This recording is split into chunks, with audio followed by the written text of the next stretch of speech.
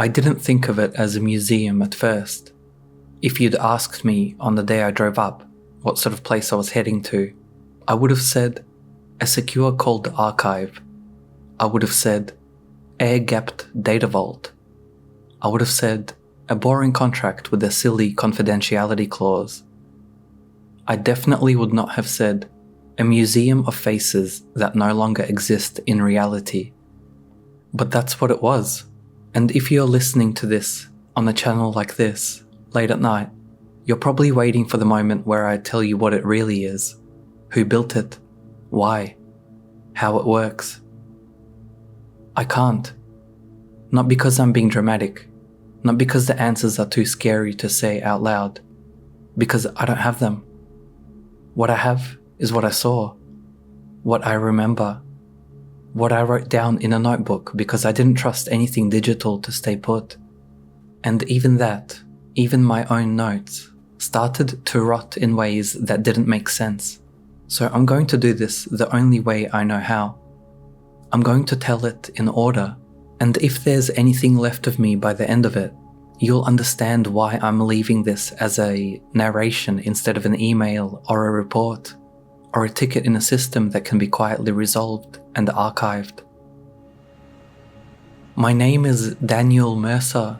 I'm 36, Perth born, Perth based. I do contract work in digital preservation and storage systems, which is a fancy way of saying I keep old data from dying. Most people don't understand what that means. They picture dusty shelves and boxes. They picture someone scanning photos and uploading them to the cloud. They don't picture silent corruption that flips one bit in a file header and turns a family video into a grey smear. They don't picture a decade of small undetected errors spreading through backups until every copy is the same wrong copy. They don't picture checksum audits, fixity reports, parity scrubs, and the sick feeling you get when a hash doesn't match, and you can't tell if the file changed because it aged or because someone touched it. I'm good at it though, or I was. I'd done work for universities, councils, private companies that had legal obligations to retain records. I'd done a stint with a film restoration mob that kept climate-controlled tapes like they were crown jewels. So when I got the email from a recruiter about specialized archival integrity work with high security context, I didn't think it was a trap. It sounded like a pain, but a well-paid pain. The client name was abbreviated, not a department I recognized. The address was a PO box in Canberra. The rate was generous. The confidentiality agreement was the kind where you sign, initial, and sign again. And then there's a clause about not even confirming the existence of the contract. That last part wasn't unusual for government stuff. The unusual part was the scope. They didn't say, we want a migration. They didn't say, we want a storage refresh. They said, we require an independent integrity assessment of the facial record archive, including visual artifact checks. Facial record archive. I remember sitting on my couch, laptop open, thinking, biometrics? Because there are only a few reasons you put facial and archive together at that level. There are identity systems that store face images for verification. There are watch lists. There are passport photos. There are driver license photos. There are all sorts of biometric databases people pretend don't exist until they have a reason to care. I almost said no. Not because I'm a political activist or anything. I'm not. I'm not brave like that. I almost said no because those systems are messy. They're full of privacy laws and exceptions, and rival teams and horrendous documentation. And if there's something wrong, nobody wants it fixed. They want it hidden. But the rate was good, and I was between contracts, and I told myself I'd be looking at storage, not people. I flew to Canberra on a Monday. A car picked me up, not an Uber, a grey sedan with no branding, and a driver who didn't chat. We didn't go into the city. We didn't go to a normal office. We drove out past the parts of Canberra that look like Canberra always looks. Planned, spaced out, tidy. Then further, into scrubby land with fences and warning signs. They didn't say much except no trespassing and security cameras in use. Eventually we turned off onto a road that wasn't on my phone's map. Not, it's not labelled. I mean, my phone just showed a blank stretch. The GPS arrow slid over nothing. I made a joke about it. The driver didn't react. At the end of the road was a low building, the colour of dust. No windows, no signage. A set of double doors and a camera on a pole. The driver handed me a visitor badge in a sealed plastic sleeve. My name, a photo that must have been pulled from my passport, and an ID number that I'd never seen. "Keep it visible," he said. That was the first full sentence he'd said since the airport. Inside was a security process that felt rehearsed to the point of boredom.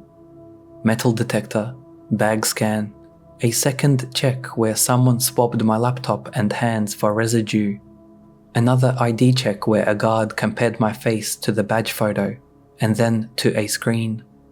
The screen showed a live feed of my face with little boxes around my eyes, nose, mouth.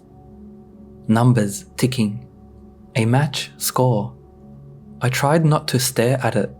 I'm not squeamish. It just felt intimate, like being weighed. "Follow the green line," the guard said, and pointed at the floor. There was, sure enough, a thin strip of green tape leading down a corridor. The building smelled like air conditioning and disinfectant. The corridor opened into a small waiting area with a desk and a woman sitting behind it. She looked up as I approached, smiled like she'd practiced it, and stood. "Daniel Mercer?" "That's me." She held out a hand. "I'm Leela Hart, contract liaison." Her handshake was firm, warm, human. That mattered, more than I realized at the time. "Thanks for coming on short notice," she said. "We'll do a quick induction, then I'll take you to the archive. There are rules, obviously." "Of course," I said. She led me into a small meeting room with a screen on the wall. There was a folder at each seat, a pen, and a laminated card. The laminated card was a list of do's and don'ts. No personal devices beyond what was approved. No photos. No recordings. No network connections. All work saved to private storage. All notes surrendered at exit. I frowned at that last one. Leela noticed. "You can keep personal notes," she said, "but anything produced on site stays on site." "I don't usually work that way," I said. "I know," she said, and her smile tightened just a fraction. "This archive is sensitive." She clicked a remote, and the screen lit up with a title slide. Archival Integrity Assessment. Facial Record Collection. The induction was, on the surface, normal. It covered operational security, safety exits, what to do if there was a fire, which in a building like this would be catastrophic, and the basic shape of the work. They had a cold storage system, multiple tiers, online disk for active queries, nearline for recent ingests, deep cold for long-term retention. There were redundancy layers. There were audit logs. They wanted an external assessment because internal audits had shown anomalies. Leela used that word a few times, always neutrally, like it was a checkbox. "Anomalies in integrity checks?" I asked. "Yes." "Hash mismatches?" "In some cases." "Media degradation?" "In some cases." Human error? Leela paused, just for a beat. We don't believe so. That should have been the first red flag. In my line of work, it's almost always human error. Someone deletes a directory, someone restores from the wrong tape, someone runs a script with a missing slash and wipes the wrong mount point. Data doesn't usually misbehave on its own. It just decays, slowly, predictably, like rust. But Leela said it like she was talking about weather. We'll get you set up with a workstation in the staging room, she said. You'll have read-only access to the archive interface and diagnostic access to the storage reporting. No export, no external comms. Fine, I said. What exactly is this collection? Her eyes flicked to the screen, then back to me. It's a preservation archive for facial records. Like passport photos? A broader range, she said carefully. Historic, administrative, documentary. From where? Leela's smile came back, practiced. Multiple sources. I almost pushed, but there was a soft pressure in the room, like she'd learned how to answer without answering. So I nodded. After the induction, she led me through another corridor, past a set of doors that required her badge and a code, then down a stairwell. The air got cooler as we descended. The smell changed from disinfectant to something else. Something like old paper, faintly mixed with ozone. At the bottom was another door, thicker, with a sign. Archive access.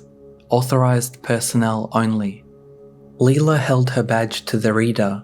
There was a click. She pushed, and the door swung inward with a heavy, expensive sound. Beyond it was not what I expected. I expected racks. I expected a data hall. I expected blinking lights and raised floors, and the roar of fans. There were some of those things, in the distance. A low, constant hum, a hint of airflow. But the immediate space looked like a gallery. The walls were dark, matte. The lighting was soft and directional, like museum lighting. The floor was polished concrete. And along the walls, at regular intervals, were large vertical displays, each showing a face. Not moving video, not a rotating slideshow, single portraits, high resolution, framed by black borders.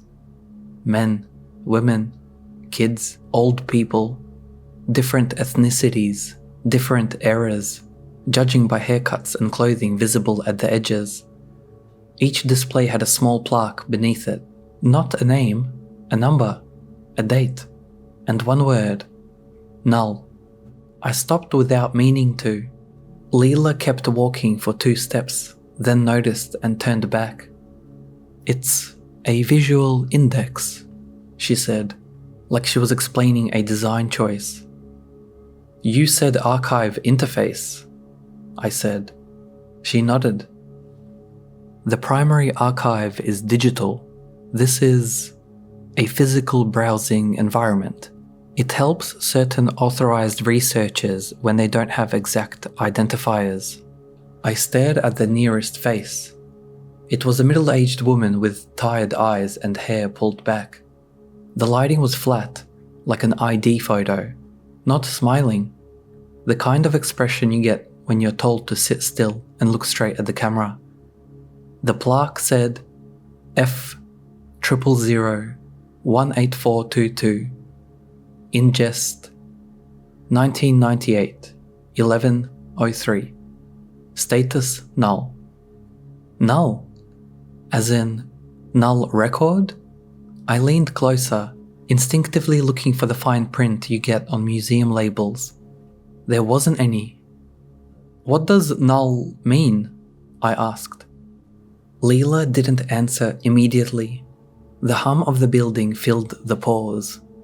It means the subject is not active, she said.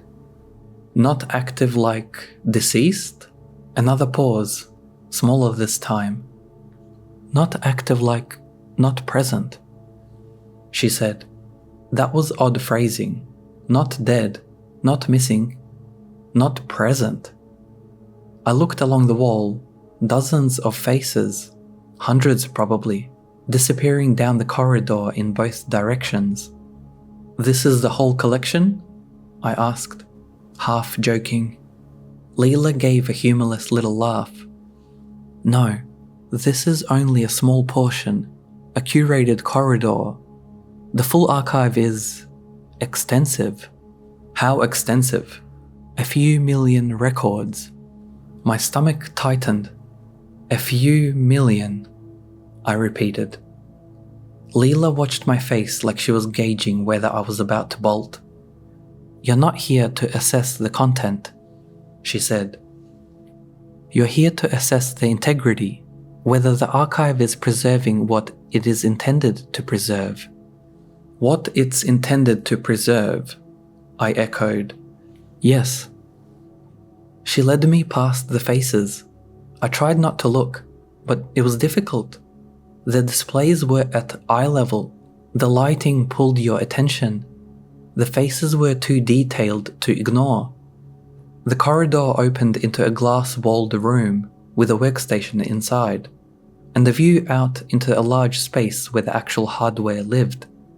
Rows of cabinets, tape robots, storage arrays, everything tidy and labeled. The glass room had a desk, a chair, a monitor, keyboard, mouse. There was also a physical binder, thick with tabs, and a sealed box labelled Approved Media for on-site use only. Leela handed me a badge upgrade sticker to attach to my visitor badge. This will get you into the staging room and the archive corridor, she said. Not beyond.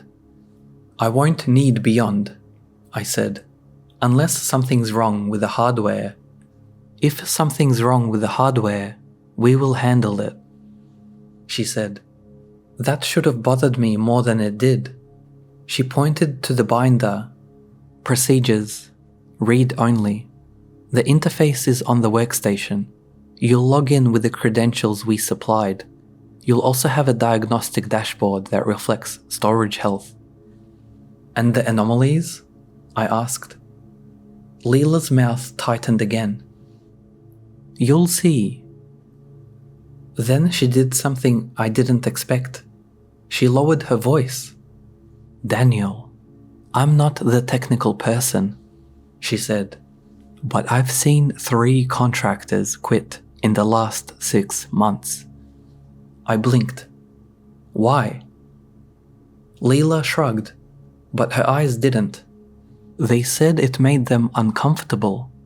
They said it was wrong. I don't know. I think they just weren't suited to the environment.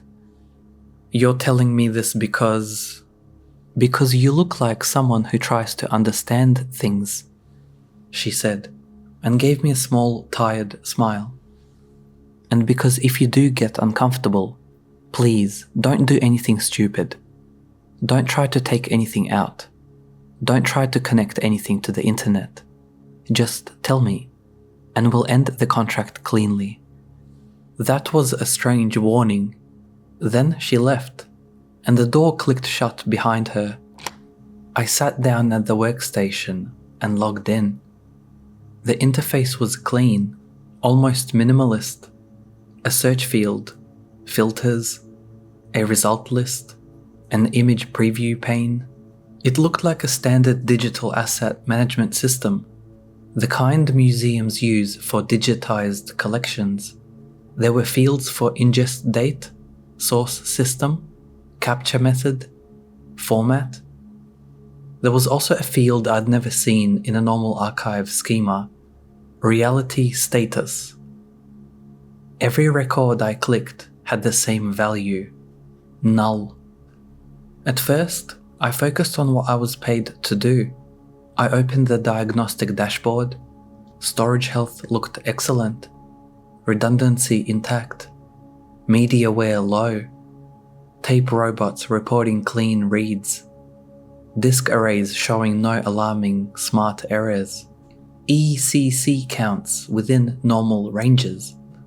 Then I ran fixity checks. The system had built-in tools, random sampling, scheduled scrubs, hash verification. The anomalies they'd mentioned showed up as a small percentage of records with fixity divergence.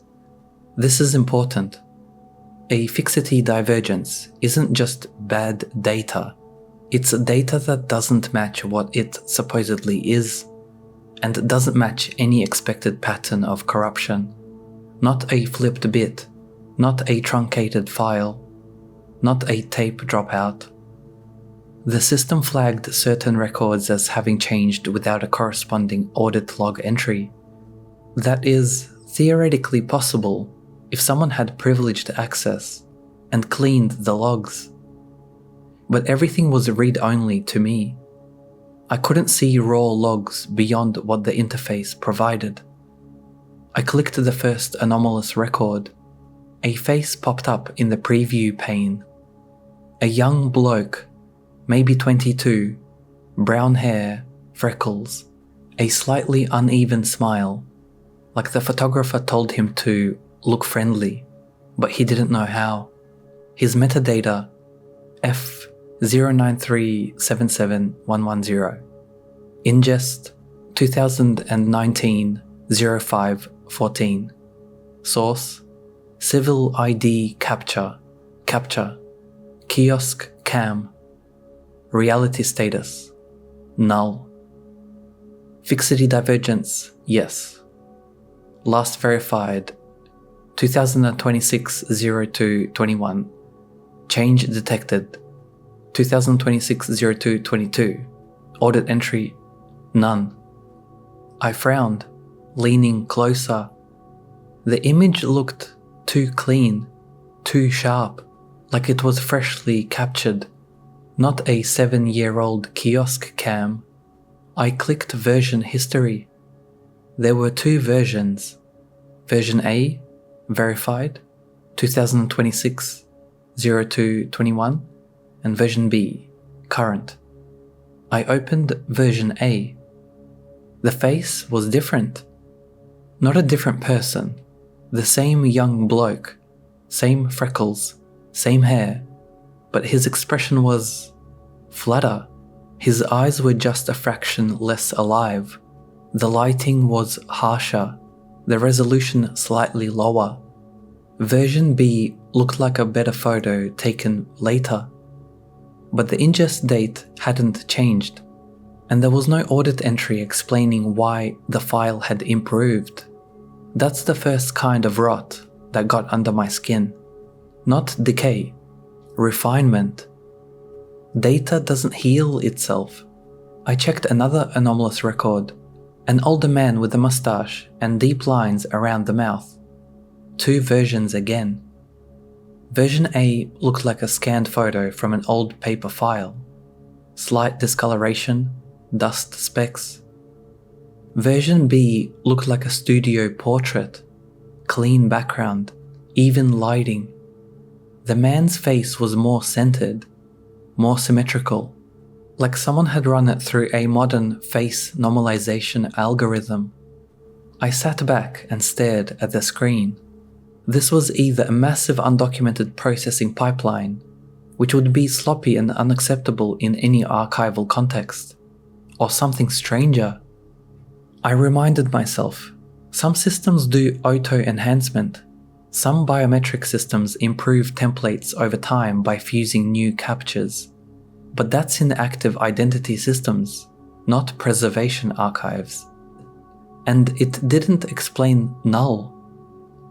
By lunchtime, I'd identified a pattern. The records flagged with fixity divergence weren't random. They were recent, relatively speaking, and the changes always went in one direction, towards clarity, towards an almost clinical, ideal face image. I ate a sandwich from my bag in the staging room, because there wasn't a cafeteria, no windows, no outside air, just the hum. When I went back into the corridor, the faces along the wall felt different. Not physically different. I mean, the feeling of being watched. I know how that sounds, but when you're surrounded by hundreds of human faces, lit softly in the dark, your brain does what brains do. It looks for emotion.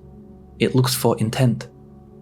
I kept my eyes on the floor and walked back into the glass room.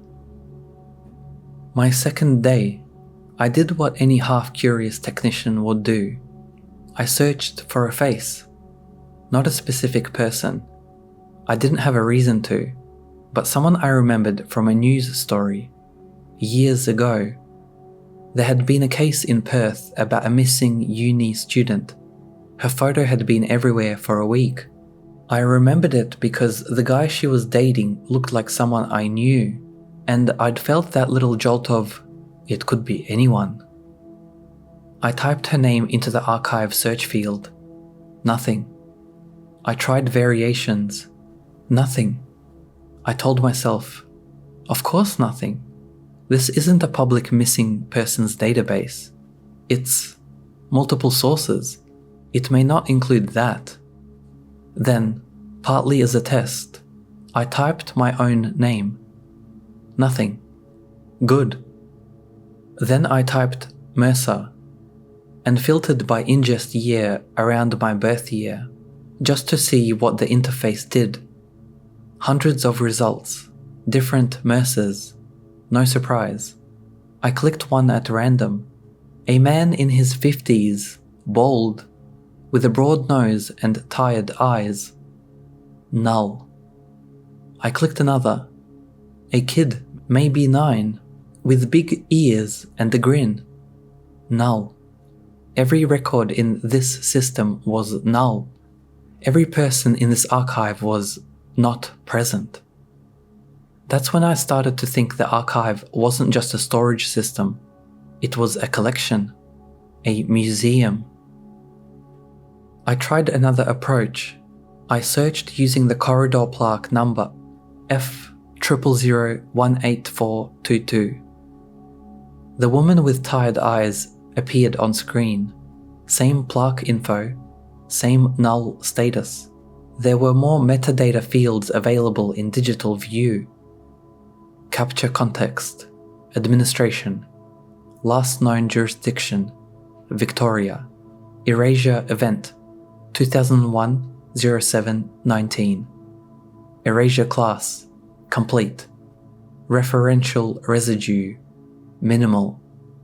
I stared at the words, erasure event, complete, referential residue.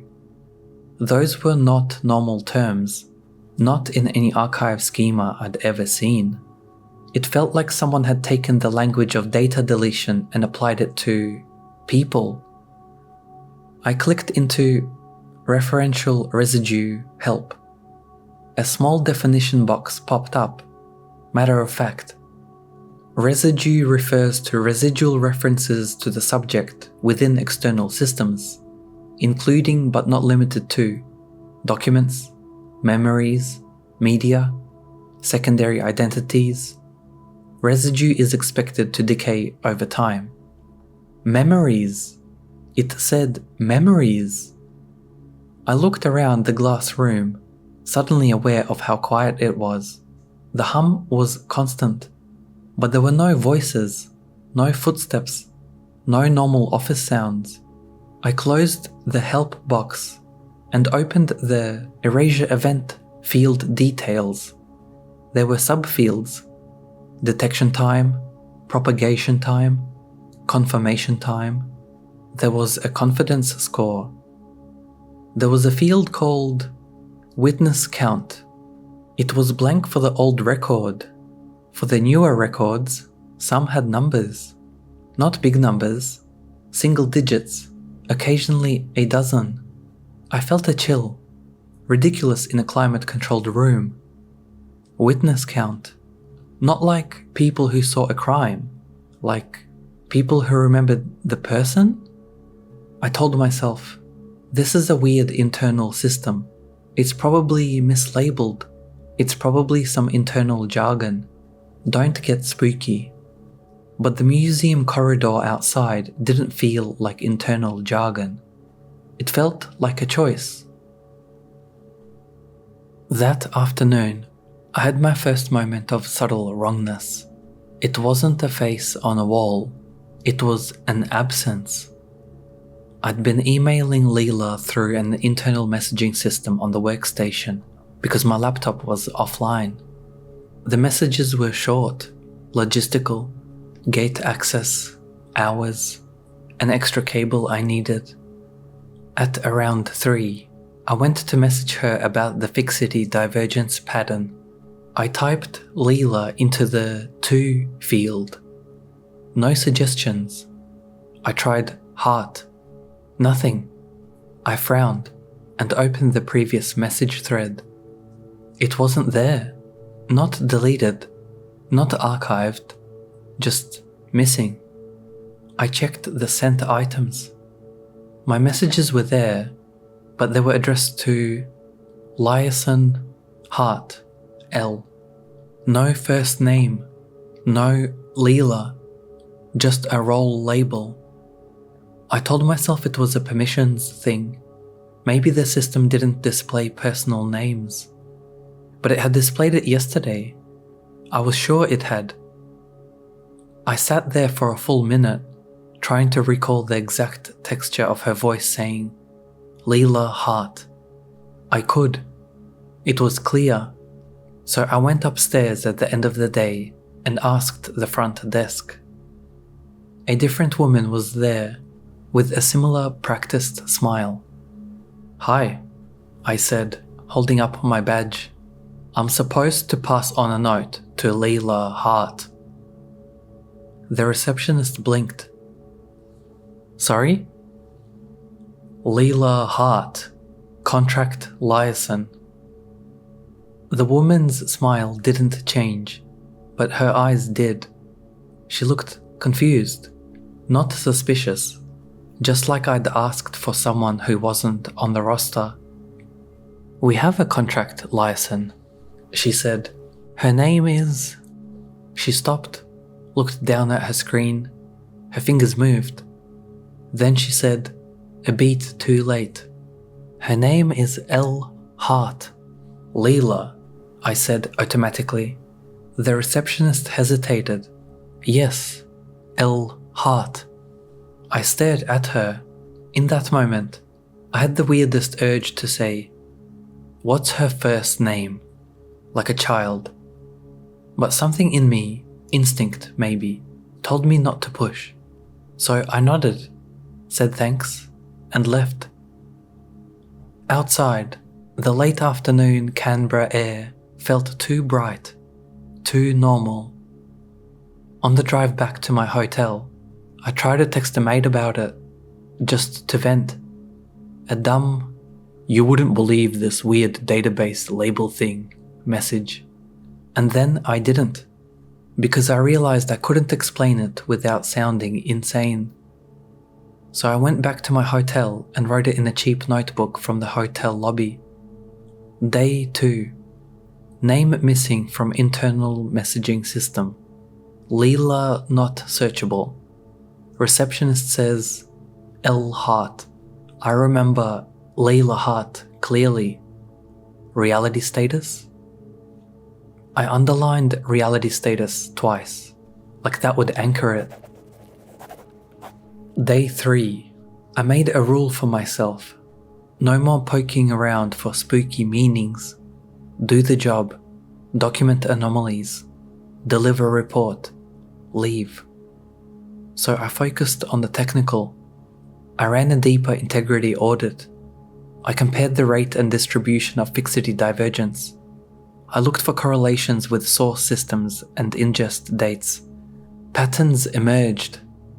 Records sourced from what the system called civil ID capture had the highest divergence rate. So did public space feed, which sounded like CCTV aggregation. Records from older scanned archives had almost none. The changes weren't random, they clustered around dates marked as erasure events, which meant if the metadata was telling the truth, the file changes happened around the same time the person was erased. That's when I made my first mistake. I decided to test if any record could be traced to the real world. I picked a record with a low witness count, recent erasure event, and a face that looked ordinary. Someone who might have lived a life that left digital footprints. The record was a woman in her late 20s, curly hair, slight scar on her chin. The plaque number was F11200481. Ingest 2025-1202. Erasure event 2026-0117. Witness count estimate 3. Residue decaying. I wrote down the details and then did the only thing I could. I tried to search for her in the external systems once I left the building, but here's the problem with erasure. If the system was right, there wouldn't be anything to find. So instead, I tried to use the one piece of info that might survive, the face itself. I work with images. I know how to do a reverse image search. Not perfectly, but well enough. That night, in my hotel, I opened my notebook, sketched the shape of her eyebrows and scar, and wrote a description. Then I stopped, because I didn't have the image file. I hadn't exported it. I hadn't photographed the screen. I hadn't broken the rules. All I had was my memory and a scribbled description. So I did something else. I tried to remember her name, because surely, if she existed, she'd have a name somewhere in the metadata. I went back the next day and looked. There was no name field at all. Not hidden, not blank, just not a part of the schema. There were identity fields, unique identifiers, source IDs, capture device IDs, but no human name. That's not unheard of in some biometrics contexts. Names can be considered soft and faces hard. Systems prefer numbers, but in an archive, in a museum corridor with plaques, numbers instead of names felt like a decision to make the people less person. I clicked into the source ID field for F11200481. It showed source reference, a bunch of code, linked tokens 0, derived templates 4. Linked tokens 0. I hovered over it. A tooltip popped up. Linked tokens refer to adjacent identity markers, name strings, document numbers, relational links, social references. Social references, again with the memory language. I felt that same chill. I sat back, hands on the desk, and looked through the glass wall at the hardware. Tape robots sat like silent insects. Cabinets blinked calmly.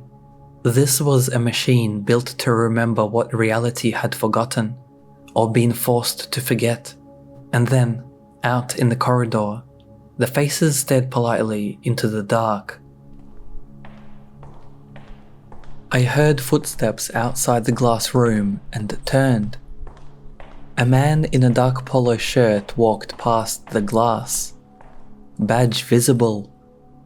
He didn't glance in. Not unusual. Staff moved around. But as he passed, my eyes snagged on his face, because I recognized him. Not personally, not from my life, but from the corridor. I'd seen his face on one of the displays on the first day. An older guy with a mustache.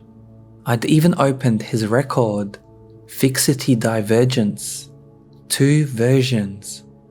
And there he was, walking down the hall like he belonged. My heart started to thump. I stood up quickly and stepped out of the glass room into the corridor, badge swinging. "Hey!" I called, not loud, because it felt wrong to shout in that hush. The man kept walking. "Mate!" I called again. "Sorry, can I ask you something?" He stopped, turned slightly. His eyes flicked over my badge. "What?" he said. His voice was normal, slightly annoyed. I swallowed. Sorry. I thought you were someone else." He frowned. "Right." Then he turned and walked away. I stood there, frozen, watching his back disappear into a turn in the corridor. I went back into the glass room and pulled up the older man's record. F08811-903. The face on the screen was the same. Mustache, lines, tired eyes. Reality status, null. Witness count, blank.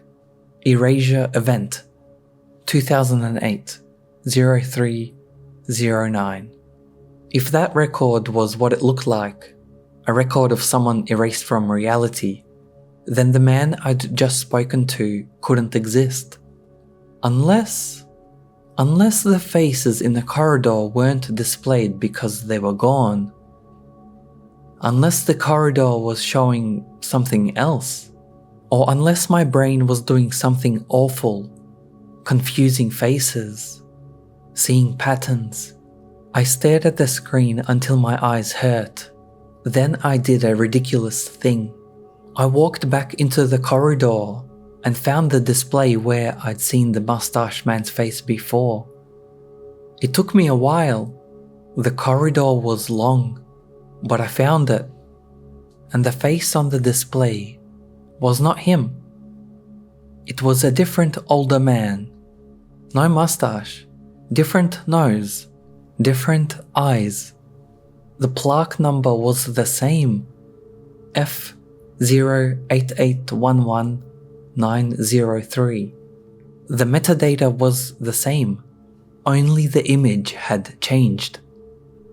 I stood there, staring at it, and felt the floor tilt in my head. My first thought was, that's a screen update. Someone swapped the image. Hardware glitch. But the plaque number didn't change. The record didn't change. Only the face. I walked back to the glass room and reloaded the record. Now the face on the screen matched the corridor display. No mustache. Had I imagined the mustache? No. I could still see it in my mind, clear as a photograph. I could remember the dust specks on version A. I opened version history. Version A now showed the same no mustache face, but lower quality. Version B showed it higher quality. The mustache version was gone, as if it had never existed. I sat down slowly. This wasn't bit rot. Bit rot doesn't rewrite history. Bit rot doesn't remove a previous version cleanly from an audit trail. Bit rot doesn't make your memory feel like it's arguing with your own eyes. I picked up my notebook and wrote, hand shaking. Day 4. Saw staff member who matched display face. F08811-903. Mustache. Spoke briefly. Returned to display. Face changed. Record now different. Previous mustache version gone. Memory conflict. I underlined memory conflict and then, without thinking, wrote, who's right? Me or the archive? That's when the subtle wrongness became a creeping dread. Because up until then, the archive had been a weird thing. Now, it felt like the archive was stable, and I was the unreliable part. I started noticing small inconsistencies outside the building too. My hotel keycard stopped working on the third night. Reception said they had no record of my booking under Daniel Mercer. Then, after a long pause and some typing, they found it under D. Mercer. My work email on my phone showed my calendar meeting labeled Archive Client Heart with no first name. When I tried to call my mum, her contact name had changed from Mum to M.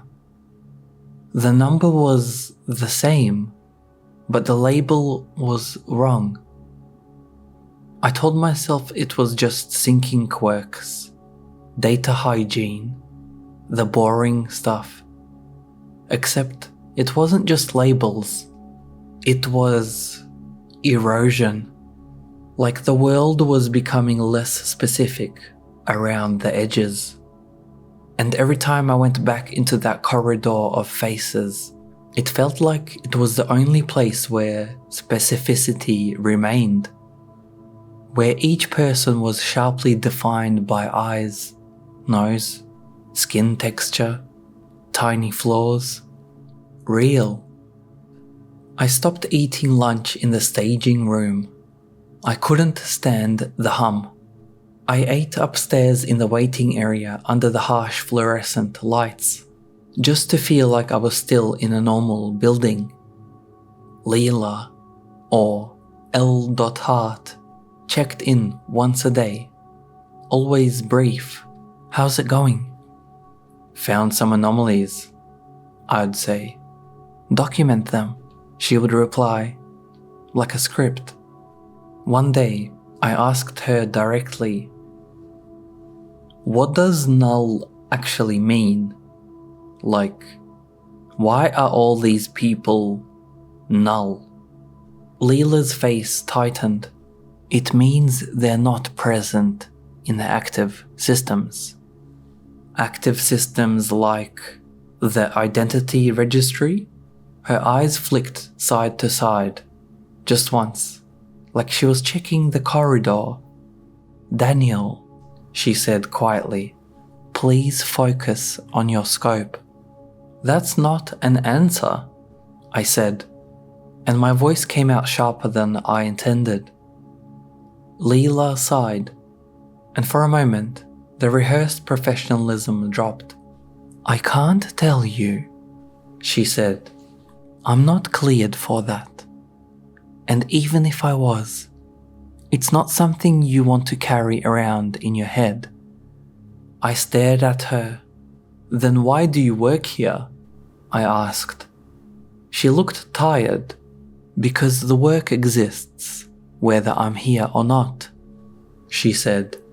And if I'm here, at least there's one person who still says good morning. That sentence stuck with me because it implied that saying good morning mattered, as if politeness was a way of resisting something. After she left, I sat in the glass room and watched the corridor faces on the nearest screens. I started to recognize patterns in the plaques. The older records, late 90s, early 2000s, had erasure events spread out and residue marked as minimal or decayed. The newer records had more data, more tracking, witness counts, propagation times. The system, whatever it was, had gotten better at measuring erasure. That, more than anything, made it feel real. Because fake systems are sloppy. They don't evolve in a consistent way.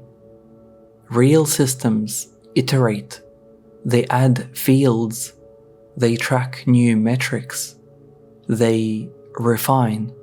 And the fixity divergence looked less like corruption and more like calibration.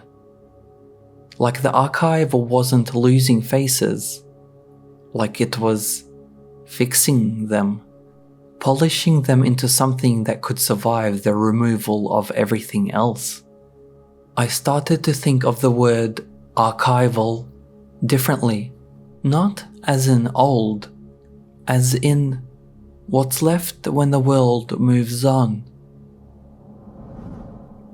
On day 6, the first face appeared that I knew personally.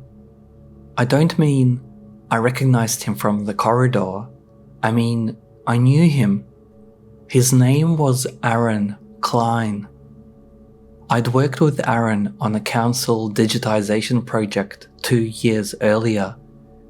He was a contractor too, a network guy, reliable, always had a thermos of coffee and a habit of whistling quietly when he was thinking.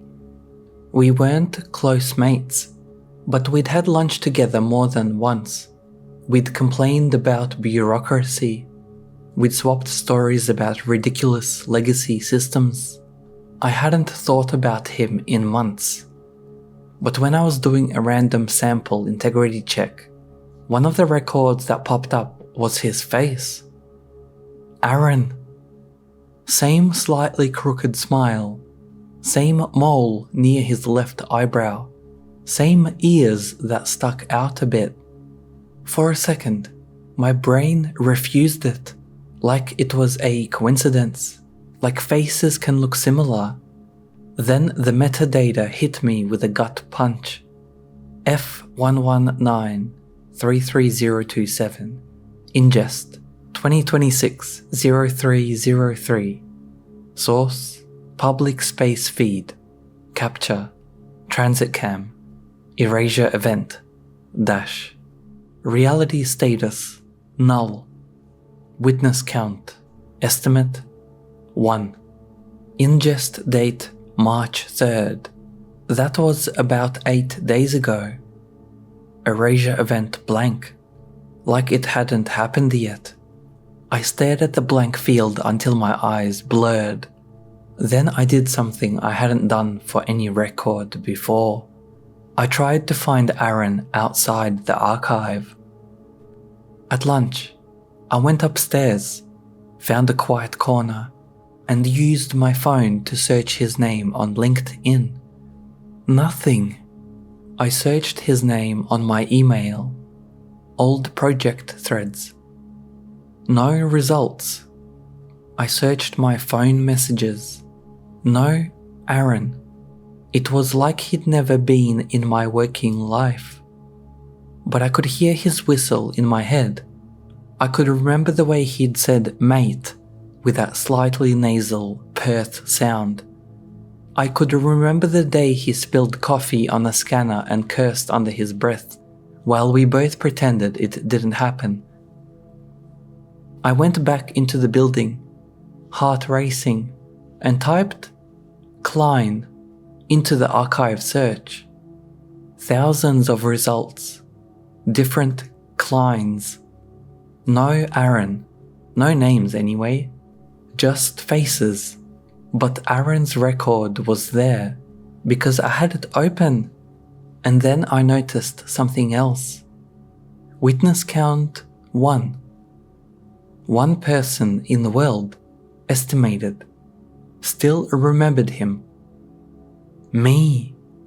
I sat back, hands trembling. If Aaron had been erased already, how could I still remember him?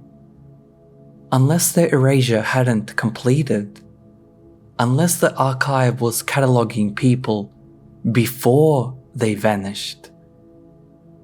That's when the story stopped being weird archive that preserves erased people and became something worse. A warning list, a queue, a conveyor belt. I took my notebook out and wrote Aaron's record number and ingest date and everything, pressing hard enough to tear the paper. Then I made my second mistake. I tried to call him. I didn't have his number saved anymore. It wasn't in my contacts, but I remembered he'd messaged me once from a work phone about a change request. So I went back through my personal email, searching old attachments for exported contact lists, hunting. I found nothing. It was like the thread had been scrubbed. But I'm stubborn. I'm good at finding things. Data leaves traces. So I tried a different approach. I looked up the council project paperwork on a public procurement site, the list of contractors, the tender docs. I remembered the name of the project. I remembered the council. Nothing. The project existed, kind of, as a generic line item, but the docs were altered, names missing, dates vague, links dead.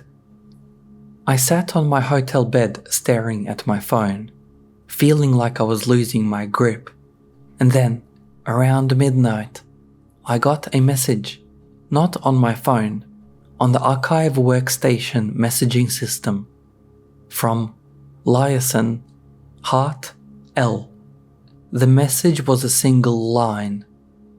Do not search outside. I stared at it until my eyes watered, because I hadn't told Leela what I was doing, because I hadn't messaged her about Aaron. I hadn't said anything. So how did she know? Unless the system knew. Unless the archive wasn't just a storage vault, unless it was watching people who could still remember. I didn't sleep. The next morning, I arrived early. The driver picked me up without a word. The building looked the same, but the moment I stepped into the corridor, I felt it. More faces.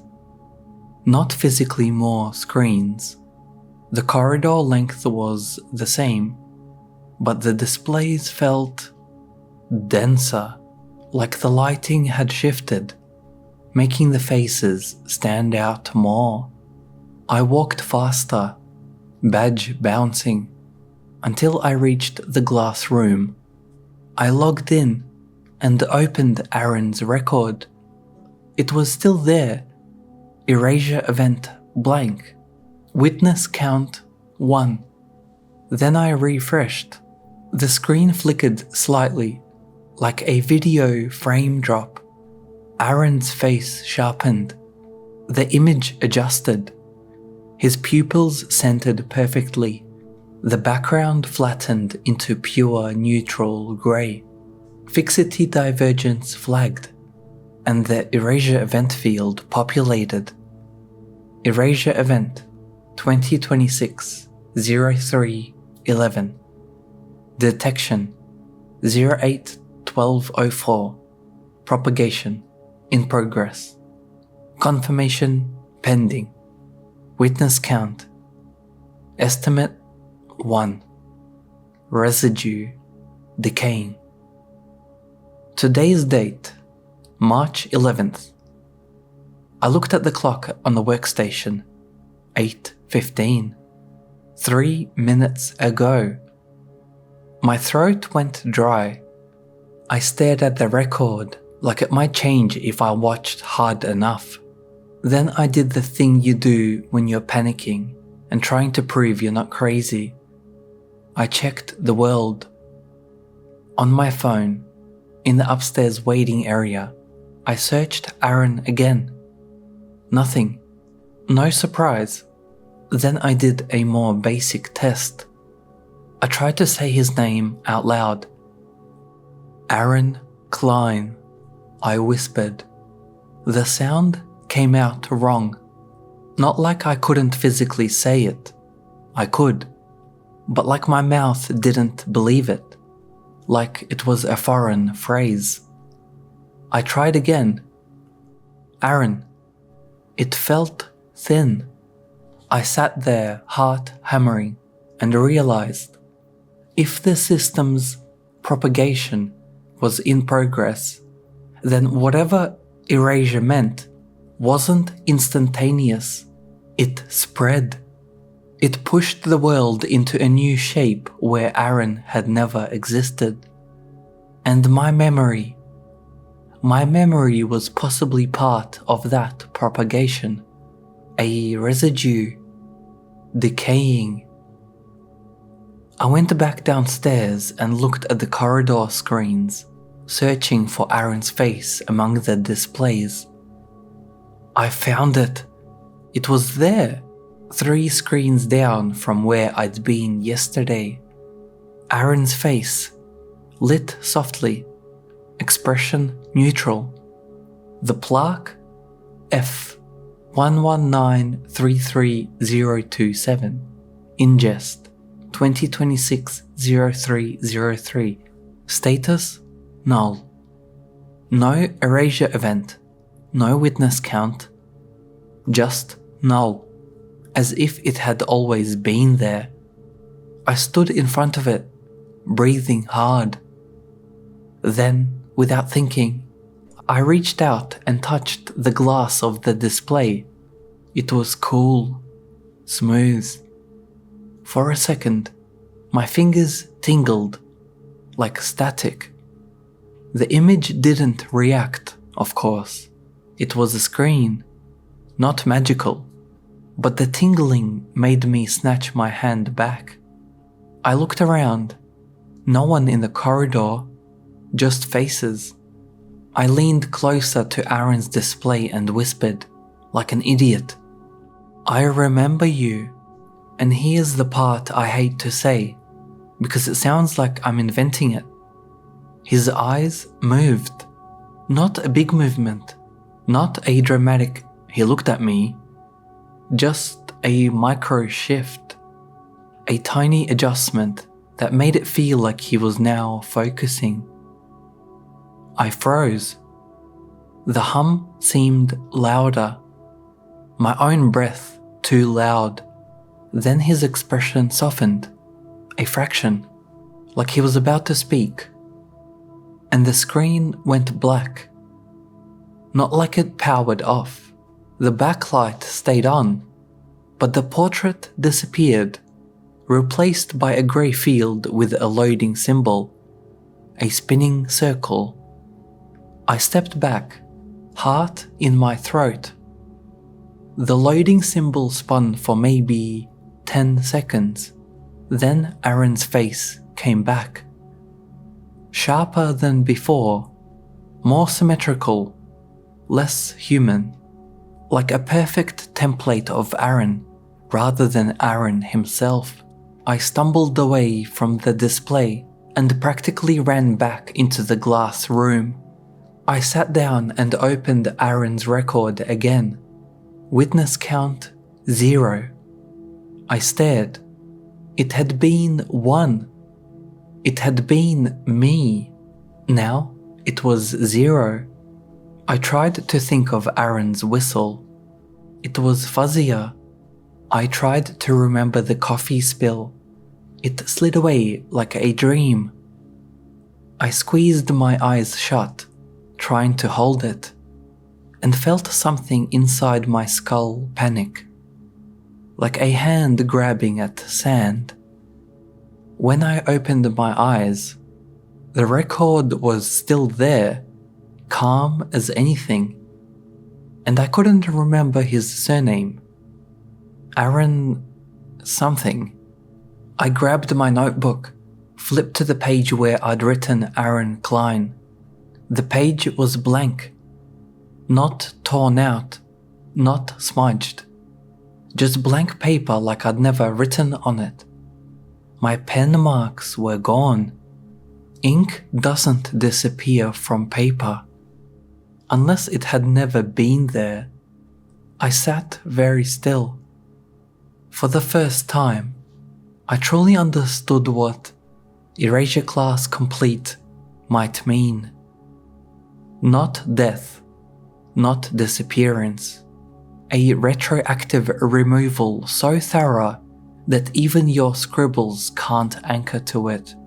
Except the archive. The archive still had Aaron's face.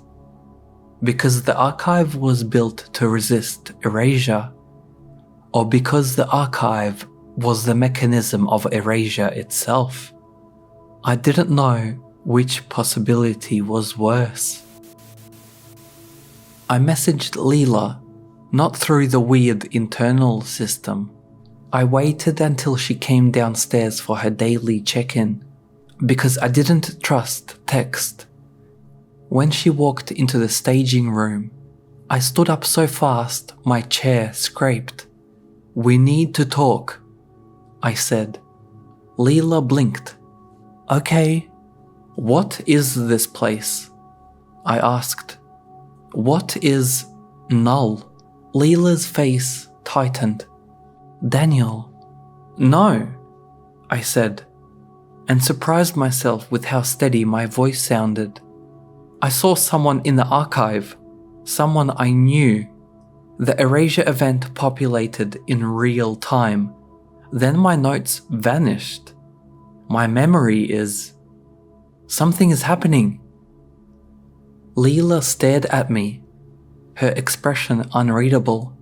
Then she glanced over her shoulder at the corridor, and then she said, very quietly, "Don't say names down here." I swallowed. "Why?" Leela's mouth trembled slightly, like she was holding back anger or fear. "Because the system listens," she said. My stomach dropped. "You're not joking," I whispered. Leela shook her head once. "I am not." "What is it?" I asked. Leela hesitated, then did something I didn't expect. She stepped closer and lowered her voice so much I had to lean in. "It started as a retention project," she said. "A contingency, an insurance policy." "Against what?" Leela's eyes flicked to the glass room, to the hardware beyond. "Against loss," she said. "Against the kind of loss that doesn't leave bodies." "That's not an explanation," I said, and my voice cracked. That's a euphemism," Leela said, and her eyes were suddenly wet. "Yes, it's a euphemism." I stared at her, feeling my hands go cold. "Who is doing it?" I asked. "Who's erasing people?" Leela shook her head. "We don't know," she said. "Not in the way you mean. There are theories. There are committees. There are reports. But nobody has a lever labeled erase person." "Then how does it happen?" Leela looked at me like she was deciding whether I deserved the truth she had. Then she said, "We think reality has rules, like systems do, like identity systems do." My mouth went dry. "Reality." Leela nodded, as if she hated herself for saying it. "Names, faces, links, references, the things that let a person be a person in the world. Relationships, records, memories. It's a network, and sometimes the network deletes a node," I said slowly. Leela swallowed. "Sometimes," she whispered, "a person is removed so completely that the world reweaves itself without them. Not like a cover-up, not like a conspiracy, like a Correction. I stared at her, mind racing. And this archive? This archive is the only thing we've found that doesn't get corrected. Leela said, it keeps the face. It keeps the record. It remembers. Why faces? I asked. Leela shook her head. Because a face is the most stable anchor we've got, she said. Names are strings.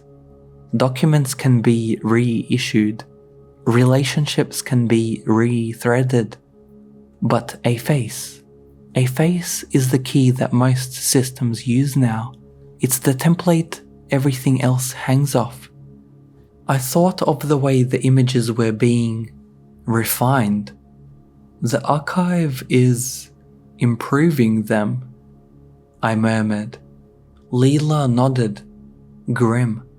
It does that, she said, especially when erasure is in progress.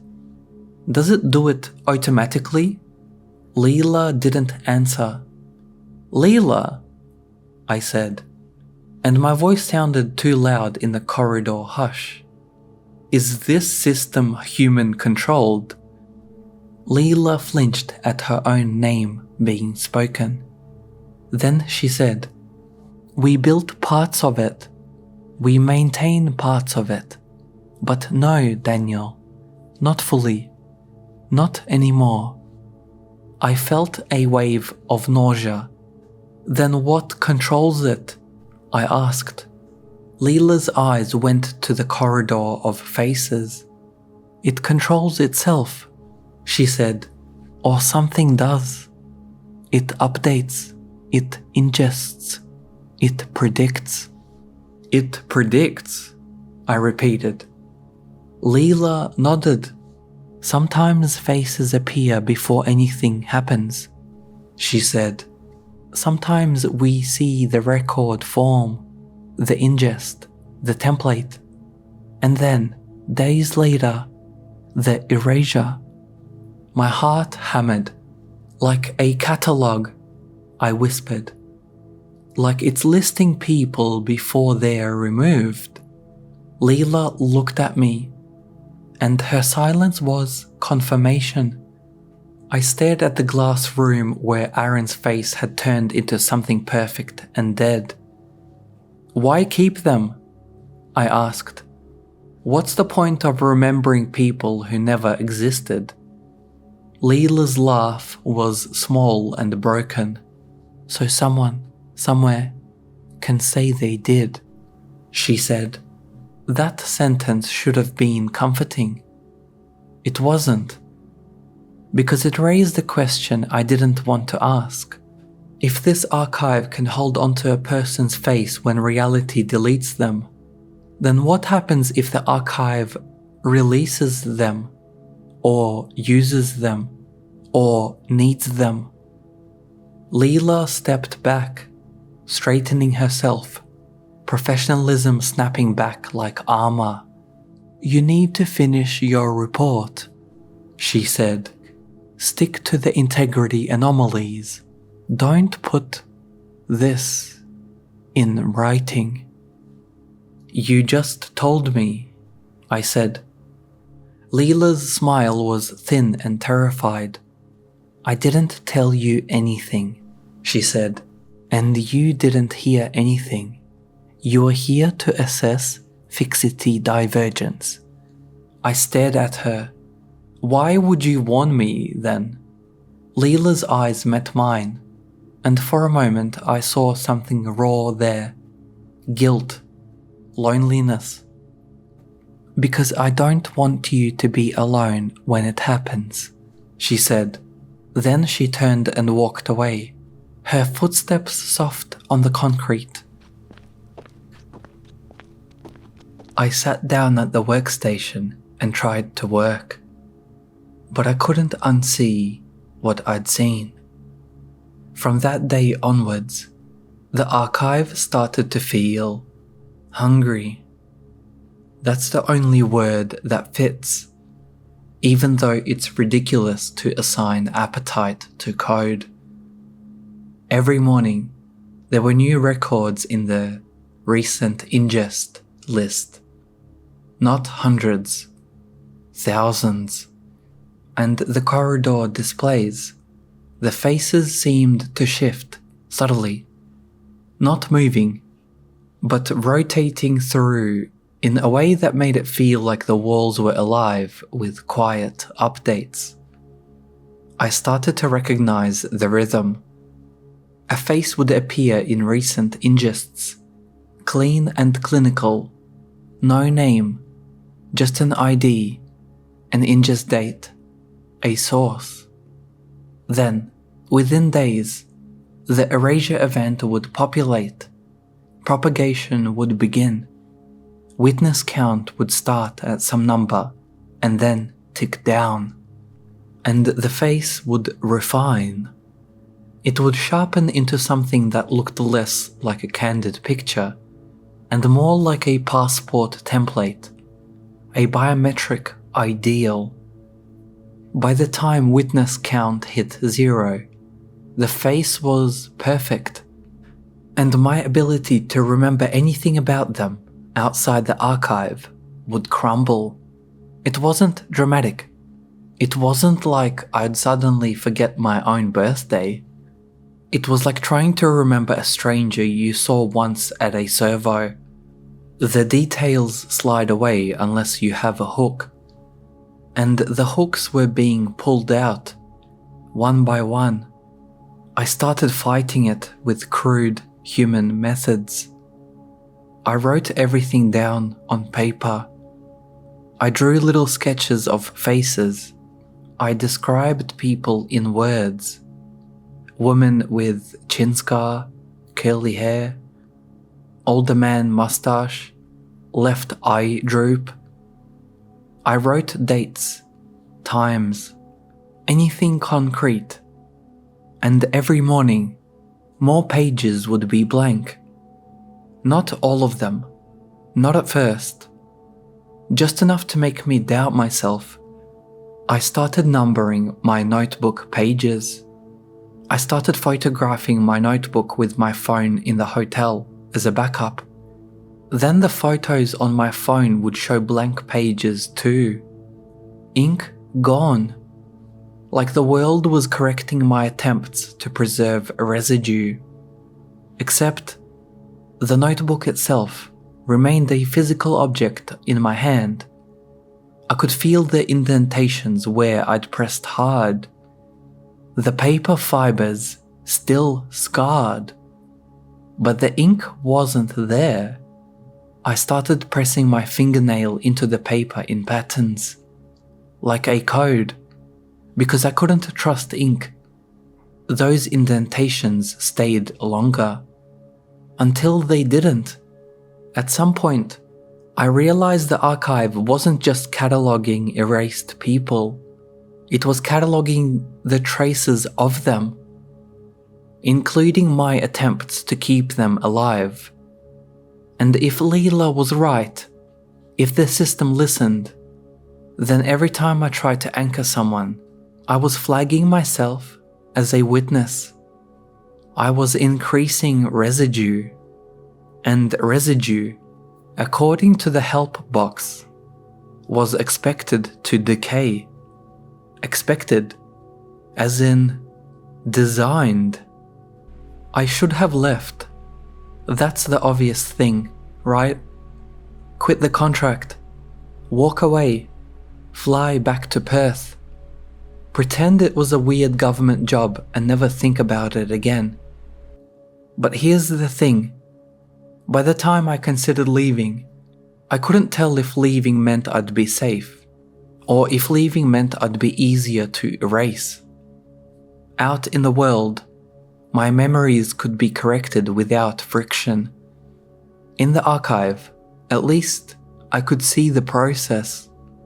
In the archive, at least, I could watch the numbers change. There's a special kind of terror in having a monitor that shows you the countdown to your own amnesia. So I did what technicians do when they're scared. I tried to get closer to the machine. I dug into the diagnostic side beyond the nice interface. The storage dashboard had logs, not detailed, but enough to show activity. Ingest spikes, processing tasks, template generation jobs. I found a service name that appeared repeatedly during erasure propagation. Curator. The job labels were things like Curator, Normalize Face, Curator, Refine Template, Curator, Residue Sweep, Curator, Display Update. Curator. That word made my skin crawl, because it wasn't processor or daemon or service. It was a role, a museum role, as if the system didn't just store faces, it curated them. I followed the thread as far as my access allowed. The curator service ran on a node I couldn't access. It had no listed owner, no ticket trail, no maintenance window. It just ran. And it ran hardest when erasure events populated. One night, I stayed late, officially to finish a fixity sample, unofficially because I couldn't bear going back to the hotel and lying in the dark with my thoughts.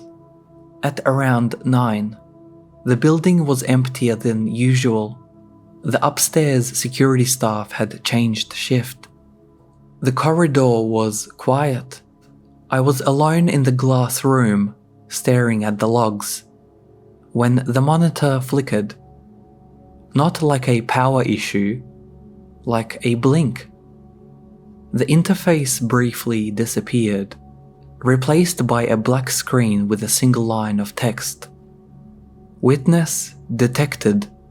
Then it vanished, and the archive interface returned. My mouth went dry. I sat perfectly still, listening.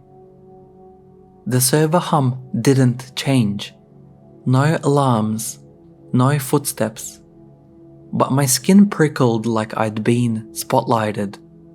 I slowly opened the help box for witness count again, hands trembling. As I read the same bland text, I realized something I hadn't wanted to admit. The system didn't estimate witness counts by scanning social media. It didn't do it by checking documents. It had to measure memory itself. How else do you count witnesses to a person's existence if the world's records are being corrected? You measure minds. You measure the residue in human brains. And if that's true, then every time I remembered someone, the curator would notice. Every time I fought erasure, I would show up as a stubborn node that needed to be corrected. I closed the help box and stared at my reflection in the dark portion of the monitor. My own face looked strange under the glass room lights. Pale, tired, eyes ringed. I wondered, suddenly, whether my face was already somewhere on the corridor wall. The thought made my chest tighten. I stood up quickly and stepped out into the corridor, letting the soft darkness swallow me. I walked, heart pounding, along the displays, face after face, eyes forward, frozen. I didn't know what I was looking for. I didn't want to find it. Halfway down the corridor, I saw a display that was blank, not black, white. A bright, empty field, like a fresh canvas. The plaque beneath it read, F1200400. Ingest 2026-03-11. Status forming. Forming? I stopped dead. The screen was empty, but the brightness hurt my eyes. It made the corridor around it seem darker. I leaned closer. In the white field, there was the faintest hint of an outline, like a sketch under paint. Not a full face yet, just the suggestion of eye sockets, a nose bridge, like a portrait emerging from fog. My mouth went dry. My fingers tingled again. Static. I stepped back, breathing shallow. "Who?" I whispered, then stopped myself. No names. I backed away from the forming screen and hurried back to the glass room. At the workstation, I searched for F120000400. The record opened. Most fields were blank, but there were two that weren't. Source internal. Capture derived. Reality status pending. Witness count. Estimate 1. Pending. Witness count 1. I stared at it until my eyes stung. Then I looked at the time. 22:07. The ingest date was today, March 11th, and it was forming right now. I did what I'd trained myself not to do. I tried to link it to the real world. There was no face yet, but there was an internal source. Internal. Not kiosk, not transit cam, not CCTV. Internal. In a system that listened. I felt cold all over. I stared at the record and whispered, "Is that me?" The moment the word left my mouth, the monitor flickered again. The archive interface blurred, like a camera losing focus. And in the preview pane, where there had been empty white, a face snapped into clarity for a split second. My face, not exactly as I saw it in the mirror, but close enough that my stomach dropped. Same nose, same eyes, same little scar under my chin from when I fell off my bike at 11. The image was too clean, too well lit, like a passport photo I'd never taken. Then the screen snapped back to white. Forming. I stumbled back from the desk, banging my hip against the chair. My breath came in ragged pulls. "No," I whispered. "No, no." I turned and looked through the glass wall at the hardware, at the calm, blinking lights. The curator was running, curating, and it had started to curate me. I grabbed my notebook with shaking hands. I flipped to the newest page and pressed my pen down hard, writing, my face forming, F120000400, ingest 2026-03-11, internal source, witness 1. The ink bled slightly from how hard I pressed.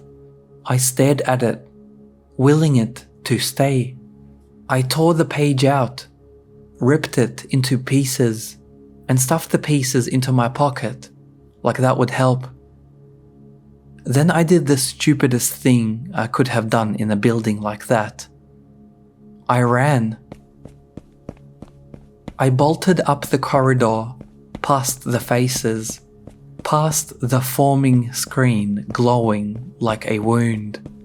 I reached the stairwell and took the steps 2 at a time, badge flapping. Upstairs, the security desk was staffed by 2 guards. They looked up as I burst into the waiting area. "Sir," one of them said, immediately alert. "You're not authorized to move unescorted at this hour." "I need to leave," I gasped. "Your exit is scheduled for now," I snapped, and my voice sounded wrong, too loud. "Something's wrong with the system." The guards exchanged a look. One of them reached for a phone. "I will call your liaison." "No," I said, and the word came out desperate. "Don't call. Just let me out." The guard frowned. "That's not how this works." I stood there shaking, feeling the walls close in with their bland paint and hidden cameras. "I'm having a panic attack," I lied, because it was the closest safe truth. "I need air." The guard's expression softened by a millimeter. "Sit down," he said. "We'll get med." "I don't want med," I said. "I want to go."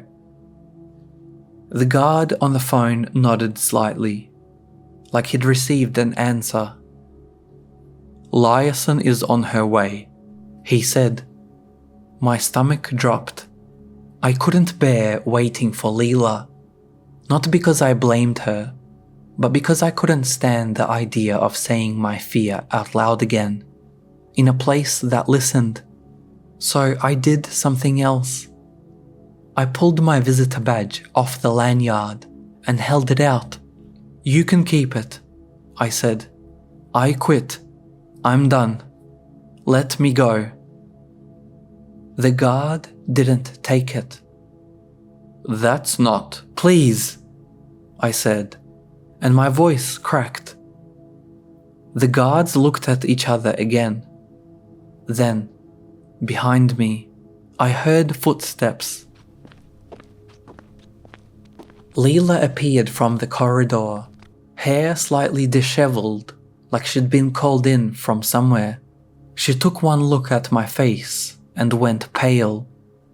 "Daniel," she said softly. "What happened?" I swallowed hard, forcing my voice down. "It started forming," I whispered. Leela held up a hand sharply. "Don't," she said. "Not here." "I'm leaving," I said. Leela stared at me for a long second. Then she nodded once, slow. "Okay," she said. The guards looked surprised. "Ma'am." Leela flashed her badge at them. "He's unwell," she said crisply. "I'm authorizing early exit. Log it." The guard hesitated, then nodded. Leela stepped closer to me. Her voice dropped to a whisper so low it was almost inaudible. "Did you see your record number?" she asked. I swallowed. "Yes." Leela's eyes squeezed shut for a moment, like pain. Then she opened them and looked straight at me. "Listen to me," she whispered. "If you leave, you need to go somewhere with people who know you. People who can say your name out loud. People who can keep you anchored." My blood ran cold. "What?" Leela's grip tightened on my arm. "Residue decays," she whispered. "Witnesses are the only friction. If you go home and isolate and spiral, it will be easier." You are saying I can stop it? I whispered. Leela shook her head. I don't know, she whispered, but I've seen people last longer when they have others around them who remember, who speak them. That sentence was so absurd, so fairy tale-like, that it should have made me laugh. Instead, it made me want to cry. Leela let go of my arm and stepped back, face composed again. Daniel Mercer is being released, she said clearly to the guards, enunciating my full name like it mattered. He is to be escorted to the exit. Hearing my name out loud in that cold waiting area felt like someone tying a rope around my waist. I clung to it. The guards let me through the doors. The air outside hit my face, cool and real. For a moment, I thought I'm safe. I can leave. I can forget this place. But as the grey sedan drove me back towards the city, my phone buzzed. A calendar notification. Archive client. Heart. No time. No location. Just the label. And beneath it, in smaller text, as if the device was trying to correct itself. Event details unavailable. I stared at it, throat tight. At my hotel, I packed my bag with shaking hands. I booked the earliest flight to Perth. I tried to call my mum again. The contact number was there. The label was still M. I hit call. It rang and rang. Then went to voicemail. I tried again. Nothing. I opened my messages. Old threads with my mum were still there, but the name at the top was blank. Just a number. I scrolled up, reading messages where I'd said, "Love you, Mum," and she'd replied with heart emojis. The words looked off, like they had been written by someone imitating us.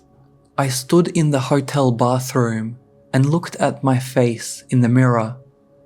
It was my face, but the longer I stared, the more it felt like it didn't belong to me, like it was a template that could be swapped.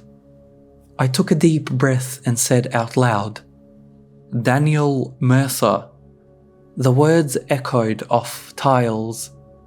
I said it again, louder, "Daniel Mercer." The sound felt like a spell. I leaned closer to the mirror. My eyes were bloodshot with exhaustion. I tried to remember Aaron's surname. Nothing. Just a blank spot where the name should be. I slammed my palm against the sink and swore. At the airport the next morning, the departure screens flickered for a split second. A glitch so small nobody else noticed. But I did. Because for that split second, the screen didn't show destinations. It showed rows of faces, like the corridor. Then it snapped back to normal. Perth, Melbourne, Sydney. I stood there, cold sweat on my back, and forced myself to keep walking like a normal person. On the plane, I tried to write in my notebook again. The page was blank. The pen worked. Ink flowed. But when I looked down after a sentence, the words were missing. A faint indentation remained. No ink. I stared at it, shaking. Then I remembered the torn page pieces in my pocket from the night before. With trembling fingers, I pulled them out, crumpled bits of paper, blank. No ink, no writing, just torn paper. My chest tightened until I could barely breathe. I closed my eyes and forced myself to picture my mum's face, her laugh, her hands. The details slipped, not all at once, just blurred at the edges. I opened my eyes and stared at the seat back in front of me. The safety card pocket held a magazine. The cover was a smiling model with perfect teeth. For a second, her face looked like someone I knew. Then it didn't. In Perth, the heat hit me like a wall.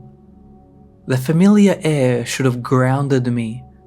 Instead, it felt like a set dressing, like a version of Perth that had been rendered from memory. I drove home in a haze. My apartment was as I'd left it, but small things were wrong. A photo on my fridge, a magnet holding a snapshot of me and my mates at a barbecue, had changed. The snapshot was still there, but where I should have been standing, there was empty space, like someone had cut me out, not cleanly. The background warped subtly, like a bad edit. My stomach lurched. I pulled my phone out, opened my photo gallery, scrolled to the same barbecue album. The photos loaded. My mates were still there, smiling, beers in hand, and in every photo, where I should have been, there was either empty space or a blur like a person-shaped smear. Like reality didn't know how to fill the gap yet. I sat down hard on the couch, shaking. I tried to call my mate Jace. His contact came up as J, just an initial. I stared at it and then hit call. It rang twice. He answered. Hello? My throat tightened. Jace, I said, and my voice shook. It's Dan. A pause. Who? He said. Cold poured through me. It's Daniel, I said quickly. Daniel Mercer. We worked. Mate, it's me. Another pause. Longer. Then Jace laughed nervously. Sorry, mate, he said.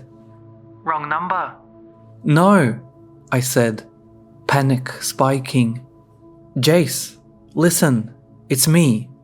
The barbecue last month. I don't know you, he said, voice firmer now. Stop calling. The line went dead. I stared at my phone, hand shaking so badly it rattled. My name, in his mind, had already decayed, witness count dropping. I stood up and paced my apartment, breath ragged. I needed someone who knew me, someone anchored, family. I tried my sister. The number connected. She answered, cheerful. Hello? Steph, I said. It's Dan. A pause. Then, softly. Dan? Relief flooded me so hard I almost sobbed. Yes, I whispered. Yes, Daniel. Dan. It's me. Daniel? She said slowly, like tasting the word. Where have you been? Mum's been worried. My heart thudded. You remember Mum, I said, clinging to it. Of course I remember Mum, Steph said, laughing. Are you okay? You sound weird. I need to see you, I said. Today, please. Steph hesitated. Yeah, okay. Come over. I grabbed my keys and left without thinking. Steph's house was 20 minutes away. The drive felt unreal, like I was watching myself through a camera. When I arrived, Steph opened the door and stared at me. Her face shifted, confusion flickering like she was matching me against a template. Then she smiled, relief and uncertainty mixed. "Daniel," she said, "God, you look terrible." I stepped inside, shaking, and hugged her hard, breathing in the smell of her shampoo like it was a lifeline. "I need you to say my name," I whispered into her hair. Steph stiffened. "What?" "Just, please," I whispered. Steph pulled back, looking at me like I'd lost it. "Daniel Mercer," she said slowly. "What is going on?" Hearing it out loud from her mouth made my knees go weak. I sank into her couch, head in hands. Steph sat opposite me, worry deepening. "Dan," she said gently, "are you on something?" "No," I whispered. I worked a job in Canberra, an archive, and..." I stopped. No names down here, but what did it matter? The system wasn't in Steph's lounge room. Unless it was. I looked around, suddenly paranoid. Do you remember Aaron Klein?" I asked, before I could stop myself. Steph frowned. "Who?" My throat tightened. "Never mind," I whispered. Steph leaned forward. "Dan," she said softly, "tell me what's happening." So I told her. Not everything. I didn't say people erased from reality at first. I said weird archive. I said biometric records. I said I think there's a data issue. But the words tangled, because how do you describe a system that deletes people without sounding insane? Steph listened, brow furrowed. When I said faces on screens, she shivered. "That's creepy," she said. "But why would that affect you?" I opened my notebook and shoved it at her. "It won't keep ink," I whispered. "Look." Steph took the notebook, flipped pages, blank. She frowned. "You sure you didn't just..." I grabbed the pen from her coffee table and pressed it to the page. Wrote slowly, "Daniel Mercer is here." Steph watched. For a second, the ink was there. Then, right in front of us, it faded. Not like it soaked in, like it evaporated. Like the pigment drained away until the paper was clean again. Steph's eyes widened. "What the hell?" she whispered. I stared at the page, chest tight. Steph looked at me, real fear now. "Dan," she said, voice trembling. "What is this?" I swallowed hard. "It's happening," I whispered. I think I'm being removed." Steph's hand trembled on the notebook. "No," she said. "No, that's not possible." I laughed. A broken sound. "I know," I whispered. "I know." Steph stood abruptly. "Okay," she said. voice shaky but trying to be practical. We go to a doctor. We go to a hospital. No, I said sharply, and saw her flinch. I softened my voice. I'm not sick. I am a record forming. Steph stared at me. I took a shaky breath. I need you to remember me, I whispered. Say my name. Tell Mum. Tell anyone who knows me. Steph's face crumpled. Of course I remember you, she said, tears in her eyes. You're my brother. I wanted to believe that, but even as she said it, I saw it, the hesitation behind her eyes, the tiny delay before brother, like she was pulling the concept from somewhere slightly out of reach, like her mind was being corrected in real time. And then, from her hallway, her kid, my nephew, toddled in, rubbing his eyes. He looked at me and smiled sleepily. Hi, he said. Relief flooded me. Hey, buddy, I said, voice shaking. It's Uncle Dan. My nephew stared at me. His smile faltered. Confusion wrinkled his little face. Who? He said. Steph went very still. I stared at the child, cold dread squeezing my lungs. Because if my nephew didn't know me, that meant my role in his life had already been removed. And if Steph only remembered because she was a stronger witness, then my witness count was dropping fast. Steph swallowed hard. That's Uncle Dan, she said, forcing the words like she was teaching him. My nephew frowned, unconvinced. Then he turned away, like he'd lost interest, and wandered back down the hall. Steph's eyes were wide, terrified. I whispered, It's propagating.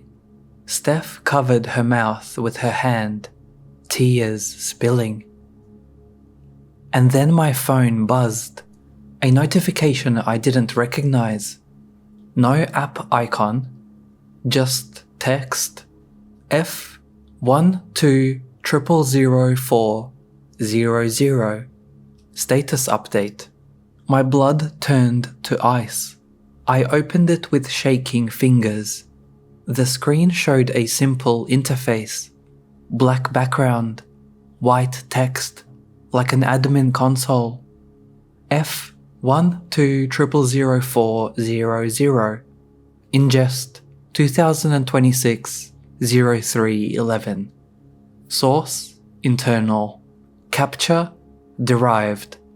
Erasure event scheduled. Propagation in progress. Witness count estimate 2. Residue active. Witness count 2. I looked up at Steph. 2. Me and her. Or her and someone else. But if I was in the system's calculation as a witness to myself, then maybe it counted me. Or maybe it didn't. Maybe it was Steph and Mum. Except Mum hadn't answered. Steph stared at my phone, face pale. What is that? She whispered. I swallowed. It's my record, I whispered. Steph's hands shook. How is it on your phone? I didn't know. I didn't know if the archive was reaching out, or if my phone was being rewritten into an extension of it. I stared at the black screen, then at my reflection faintly visible in it. My face looked wrong, too smooth, too centered, like the curator had already started refining me. Steph reached out and grabbed my hand. No, she whispered fiercely. No, I remember you. I won't let. Her voice broke. I squeezed her hand, trying to anchor myself in the warmth of her skin. Say my name, I whispered. Steph's jaw clenched. Daniel Mercer, she said, loud, as if volume would matter. Daniel Mercer, my brother. I felt a fragile relief. Then my phone buzzed again. F12000400. Display update complete. My stomach lurched. My mind flashed back to the corridor, to the blank white forming screen. Now it wasn't blank. Now it was my face, hanging on the wall like an exhibit. A face that no longer existed in reality. A face that the world would gently correct itself to forget. Steph stared at me, tears streaking. Dan, she whispered, voice thin. I'm scared. I nodded, because I was too. I wanted to tell her to take a photo of me, to hold evidence. But photos were already warping. I wanted to tell her to write my name down, but ink wouldn't stay. I wanted to tell her to carve it into the wall, to make an indentation reality wouldn't erase. But I'd seen indentations vanish too. I realized, with a sick clarity, that anything that could be considered referential residue, anything that pointed to me, could be corrected. Except one place, the archive, the museum, the corridor of faces. That's what it was built for, to hold onto what reality removed, or to make sure removal was clean. I couldn't tell. Steph squeezed my hand harder. We go to Mum, she said, voice shaking. We go right now. She needs to see you. She needs to say your name. I nodded, swallowing hard.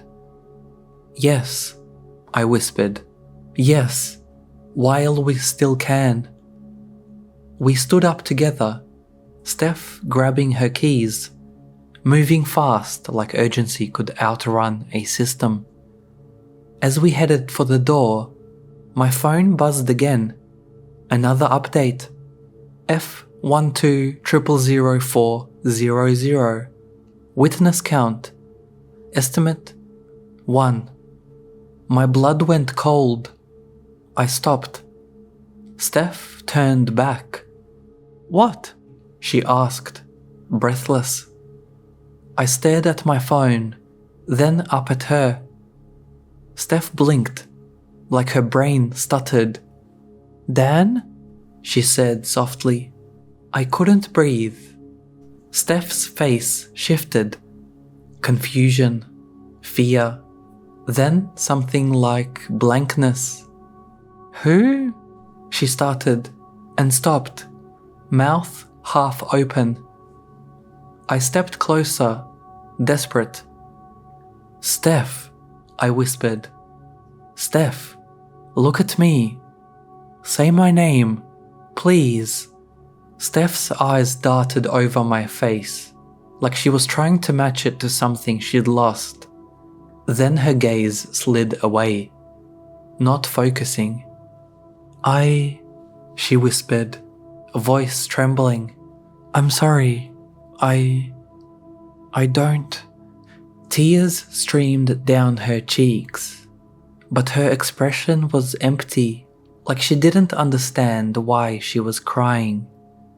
That, more than anything, broke me, because it wasn't just that she forgot me. It was that the system left behind the emotion with no context. Residue, decaying, Steph's hand fell away from mine. "Are you a friend?" she whispered, voice small. My throat closed up. The room tilted. My phone buzzed once more.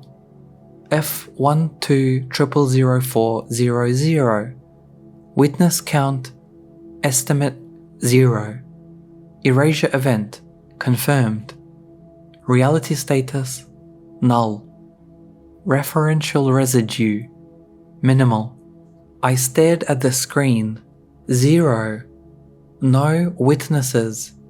No one left to say my name out loud. I looked up at Steph.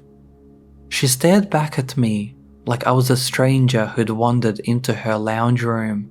Fear rose in her eyes. The normal fear of an intruder. "Who are you?" she whispered, backing away. I opened my mouth to speak, to say my name like a rope. But the word wouldn't come. Not because my tongue didn't work, because my mind couldn't find it. It was like reaching for a file path that no longer existed. I knew I had a name. I knew I had been someone. But the string had been deleted, and there was nothing to point to it. I felt my identity sliding out from under me. Not like forgetting, but like being unlinked. A node removed from the graph. Steph backed towards the hallway, eyes wide. "I'm calling the police," she whispered.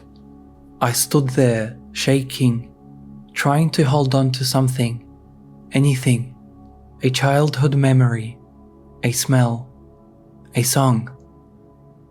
It all felt like someone else's life.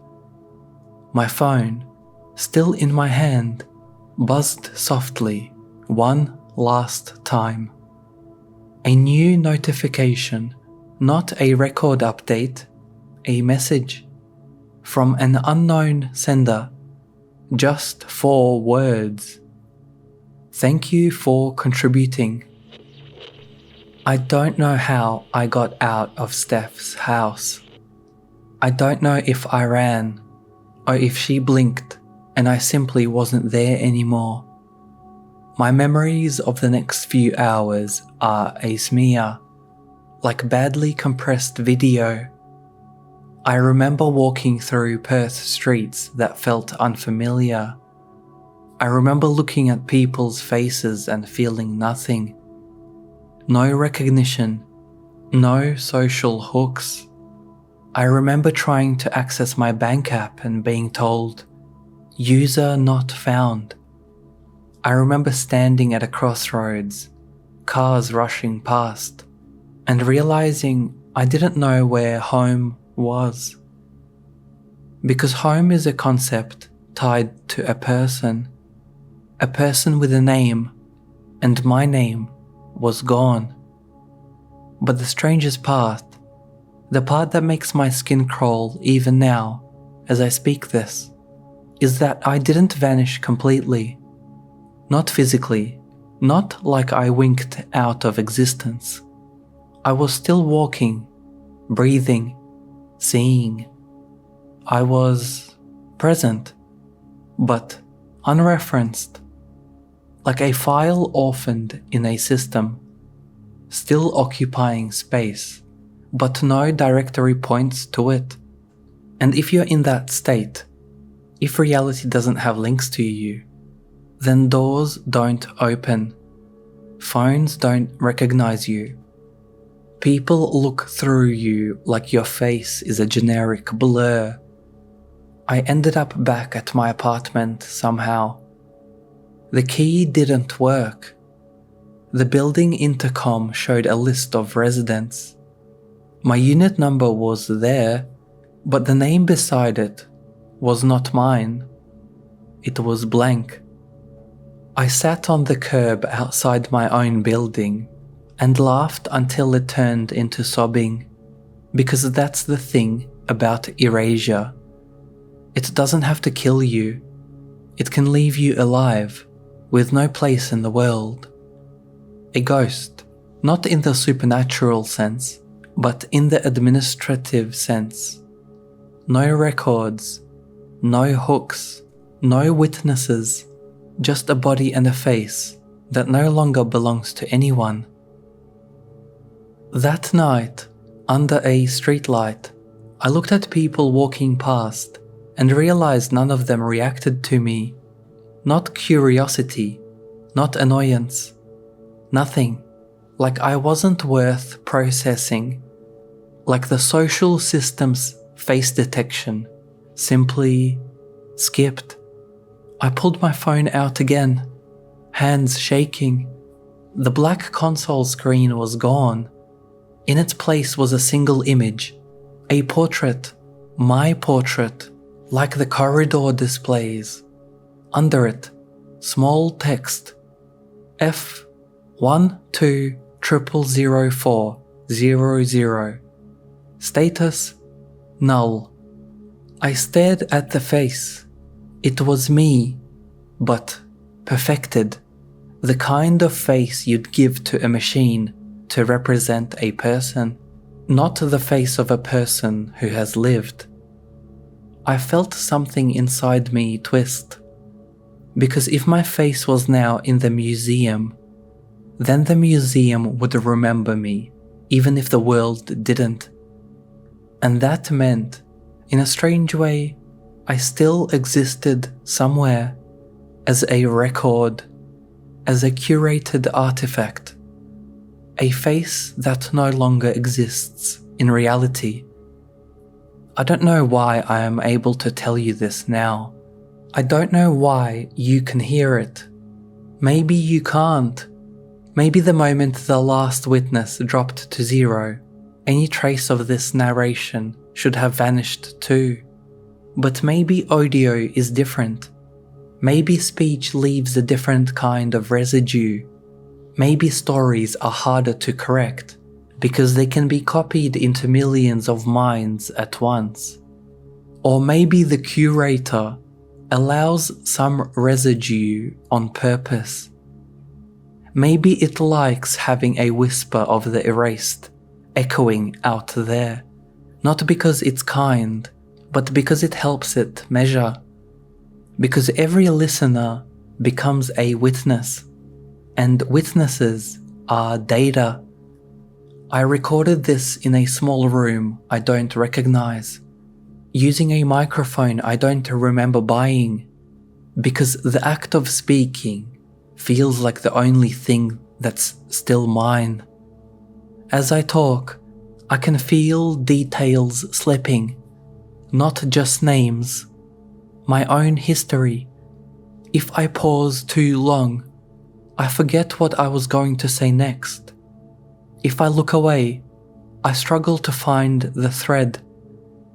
It's like my mind is being scrubbed in the background, and speech is the only process keeping a fragment pinned in RAM.